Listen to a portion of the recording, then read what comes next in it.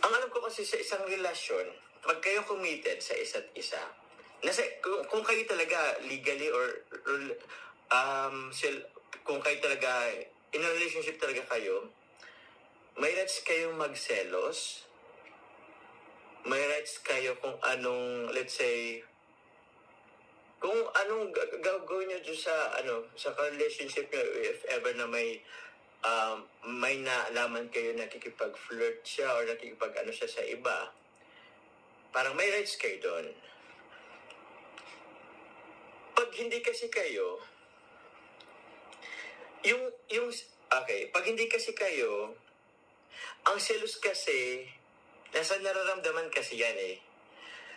Pwede kayo magselos, kaya halimbawa, kung hindi naman kayo, kung halimbawa hindi kayo magkarelasyon, pwede kayong magselos kasi nararamdaman nyo yan. Valid lang na magselos kasi nararamdaman nyo yun eh. Valid yun. Di natin pwedeng i-invalidate yung nararamdaman mo. Pero kasi pag hindi kayo nasa in a relationship, pag hindi kayo, although nagsiselos ka, pero wala kang rights na gumawa ng action para dun sa isang tao kasi hindi naman kayo. Although valid yung feelings mo kasi may love ka sa kanya eh. Diba? I mean, ewan ko sa inyo. That's my opinion po. Ewan ko po sa inyo kung pwede rin ganun. Opo, tama ka. Jealousy is a sign of love. Opo. Sign yun na mahal mo isang tao. Kasi nagsiselos ka eh. Kasi kung nakikita mo yung mahal mo is may ka-fling or anong iba, magsiselos ka. Valid yun. Emotion mo yun eh. Naramdaman mo yun eh. Pero di ka pwedeng gumawa ng action na let's say, kukumprontahin mo yun, ganun. Wala ka naman sa posisyon eh. Kasi hindi naman kayo. Diba?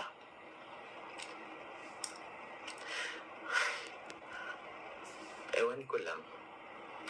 Pero yung sa situationship, depende pa rin yun. Depende rin sa sitwasyon. Ay, Mi Amore, wala dito si David. Yes, meron po, from Mi Amore. Yung yung feelings kasi, yung valid kasi lagi. Hindi natin pwede pang i-invalidate yung feelings. Nasa sa atin na lang yan kung paano tayo magre-react sa ganun. Basta! Nakakaloka, Joms. Yes po, Marifi Patok, nakakaloka talaga. Diba? Napaka ng love. Oo naman kasi meron kayo kahit situational. What if depende rin sa sitwasyon. Ayoko na. Ito po opinion ko lang din naman. You can correct me. Pwede kayo magbigay ng opinion. I totally respect po di ba?